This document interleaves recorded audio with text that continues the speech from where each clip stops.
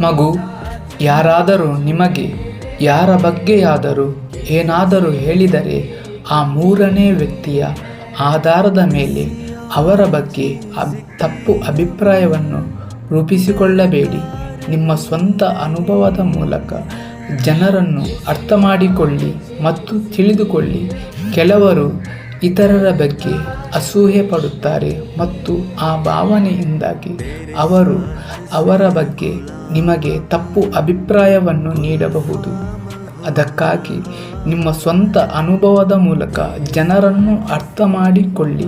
ನಿಮ್ಮ ತಪ್ಪು ಕಲ್ಪನೆಯಿಂದ ನಿಮ್ಮ ಹಿತೈಷಿಗಳು ನಿಮ್ಮಿಂದ ದೂರವಾಗಬಹುದು.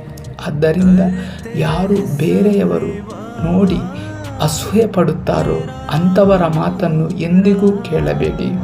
ನನ್ನ ಈ ಸಂದೇಶವನ್ನು ಎಲ್ಲರಿಗೂ ಕಳಿಸಿ. ಓಂ ಸಾಯಿರಾಮ್.